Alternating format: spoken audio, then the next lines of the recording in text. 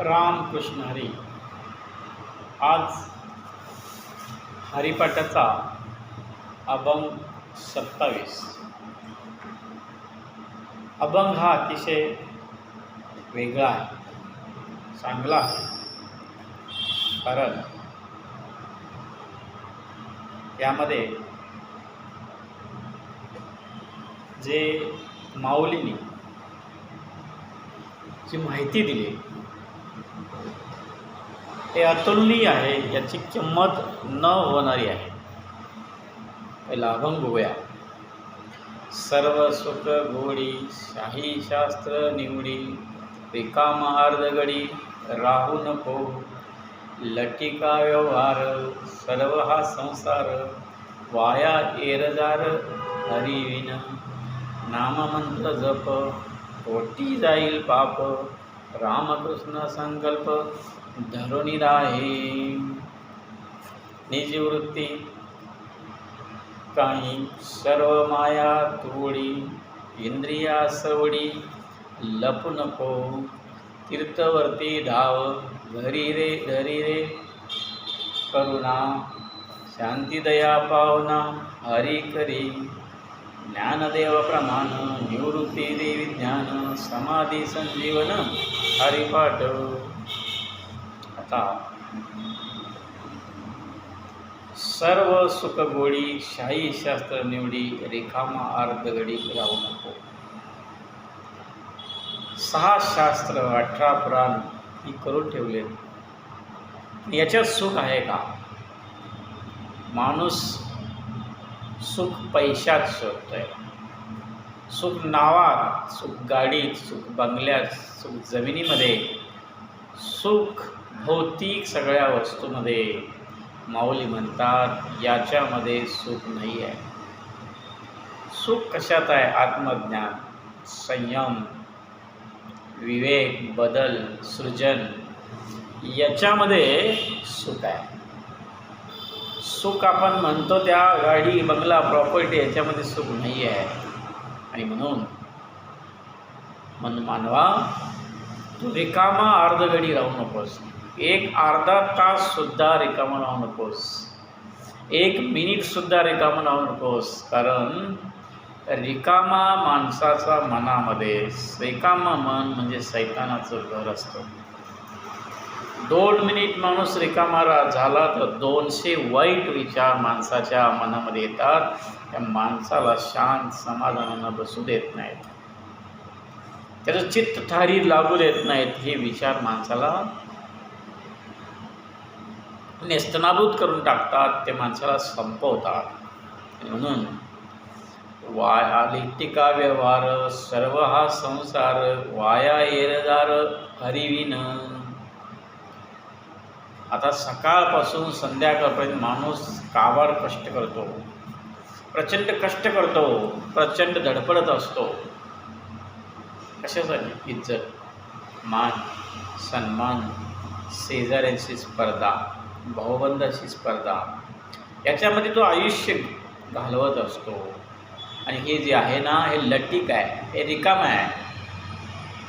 सर्व हा व्याप, उपद्व्याप जो आहे, सर्व हा संसार हा लटिक आहे. याची किंमत शून्य आहे, याची बोकळा किंमत आहे. जर आपल्या आयुष्यामध्ये हरीचं नाम आपण घेत नाही तर हे सगळं हरिविना, हे सगळं वाया आहे. वाया येरजात, हरिविना ही सगळी येरजात वाया जाते. म्हणून नाममंत्र जप कोटे जाईल पाप, रामकृष्ण संकल्प धरुनी राहे. आता पाप म्हणतो. पाप काय? पाप फक्त चोरी करणे, मारी करणे, लवाडी करणे हे पाप नाही.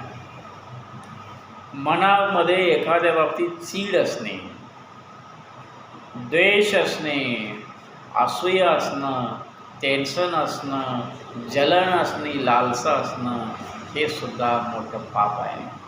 आणि म्हणून हे जर पाप पळून जायचं असेल, काय? ईर्ष्या, चेष्टा, द्वेष, असूया, टेन्शन, याच्यासाठी सर्वांसाठी हे सगळंच्या सगळं पाप आपल्या मनातलं कुठं पळून जाईल हे लक्षात येणार नाही. आणि मग यासाठी काय करायचं? रामकृष्ण संकल्प धरून राहे. जो माणूस रामकृष्णाचा मनातला संकल्प आहे, हरे कृष्ण कृष्ण कृष्ण हरे हरे, हरे राम राम राम हरे हरे, असा जो संकल्प आहे तो मनामध्ये घट्ट धरून राहतो. याच्यातली पाप आपोआपच पळून कुठं जातात लक्षात येत नाही. आणि म्हणून निजवृत्ती हे काळी सर्व माया तोडी, इंद्रिया सवडी लपू नको. आता म्हणून रामकृष्ण जे संकल्प आहे, हा संकल्प त्या व्यक्तीनं धरून मनामध्ये राहायला पाहिजे. कारण माणूस त्याची जी वृत्ती आहे, ती वृत्ती माणसाची मोहात अडकलेली आहे. माणूस मायेत अडकलेला आहे.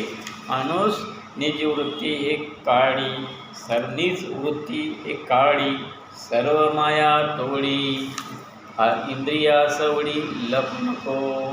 माणूस मोहात माणसाची तुझी वृत्ती अडकलेली आहे. तिला कसली माया न दाखवता तेथून बाहेर पड. माया कोणाची असते? मुलांची काळजी, कुटुंबाचं टेन्शन, संसार कसा चालेल याची काळजी, हे सगळी माया आहे. आई वडील, सर्व नातेवाईक, पैसा, हे लोभ, हे सगळं माया आहे. ह्या मायेतनं बाहेर पड. आणि हे करीत असता तुला इंद्रिय विचारते की इंद्रियासाठी सगळं चाललेलं असतं. तर ते इंद्रियासाठी आपल्या माणसाचं चाललेलं असतं. इंद्रियाच्यासाठी तू लपवून घेऊ नकोस. इंद्रिय काय असतात? डोळ्यानं माणूस वाईट पाहतो, कानानं वाईट ऐकतो, नको जिभेनं नको त्या गोष्टी खातो. इंद्रिया सवडी लपू नको. आणि लपवून आपण जर करत असेल तर असं म्हटलेलं आहे, हे सर्व देव पाहत असतो, निसर्ग सर्व हे पाहत असतो. आपण वाईट वागतो, वाईट पाहतो, वाईट विचार करतो, वाईट संगत करतो, हे सर्वजण पाहत असतात. जग पाहत असतं किंवा निसर्ग हे बघत असतो. आणि म्हणून मानवा, त्या इंद्रियाला सवडीत तू लपू नकोस, यातनं बाहेर पड. आणि इंद्रिय विचारतील हे करू ते करू, याच्यातनं बाहेर पडणं गरजेचं आहे. आणि म्हणून तीर्थवरती भाव धरी रे करुणा, शांत दया पाहुणा हरी करी. आता तीर्थ वर्त हे जे आहे, हे कितीही केलं तर मनामध्ये आपल्या जी आपुलकी आहे, मनामधली जी काय शांती आहे, ही जी शांती दया पाहुणा हरी करी. म्हणजे ज्या व्यक्तीच्या मनामध्ये क्षमा, शांती, मत्सर नाही आहे, लोभ नाही आहे, समाजासाठी भलं करावं, लोकांचं चांगलं व्हावं, लोकांचं भलं व्हावं. माणूस जो स्वतःसाठी जगला तो मेला. जो माणूस दुसऱ्यासाठी जगतो, ज्याचं आयुष्य दुसऱ्याच्या भल्यासाठी आहे, तो माणूस मरूनसुद्धा जिवंत असतो. आणि म्हणून इथं म्हणतात की तीर्थवरती भाव धरे करुणा, चांगला भाव मनामध्ये धरायला पाहिजे. आणि मग यामुळं शांतीनं पाहुणा आपोआपच आपल्या घरी येतो, पाहुणा आपल्या घरी होतो. आणि मग हे सर्व सांगताना ज्ञानदेव सांगतात, ज्ञानदेव प्रमाण ते देवी ज्ञान. हे जे काय ज्ञान आहे, ज्ञानदेव प्रमाण देऊन सांगतात की हे जे ज्ञान आहे, मला माझे जे गुरु आहेत ह्या निवृत्तींच्याकडनं मिळालेलं आहे. हे ज्ञान निवृत्त करायचं नाही आहे, हे ज्ञान थांबवायचं नाही आहे, हे एकाकडून दुसऱ्याला द्यायचं आहे. आणि हे ज्ञान त्याची किंमत अतुलनीय आहे. आणि हेच ज्ञान आपण दुसऱ्यांना दिल्यामुळं या ज्ञानाचा उपयोग मरावेपरी कीर्तीरूपी उरावे. तसं यामुळं समाधी संजीवन हरिपाठ, यामुळं हे जसं संजीवन, एखाद्या रोगाला एखादं औषध त्या माणसाला जसं जीवदान देतं, तसं हे जे ज्ञान, हरीची उपासना, हरीचा उच्चार जो आहे, जो मनापासून करायचा आहे, त्याची संजीवन म्हणून, एक खूप सुंदर औषध म्हणून, जे औषध सर्व रोगातून माणसाला पार करेल, सर्व दुःखातून त्याला समाधान देईल, सर्व आसक्तीतून तो मुक्त होईल, सर्व टेन्शन त्याचं रिकाम होईल. थोडक्यात आधुनिक भाषेमध्ये सांगायचं म्हटलं तर माणूस शांत राहील, माणूस निवांत राहील, माणूस निरोगी राहील, माणूस निरामय राहील. आणि म्हणून इथं सांगतात की जी सर्व सुख जे आहे सर्व सुख मिळेल. आणि सांगताना सांगितलं रिकामा राहायचं नाही, एक घटकावर सुद्धा आपण राहायचं नाही, सातत्यानं हरीचं नाम घ्यायचं, त्यामुळे बरीच पापं नष्ट होतील.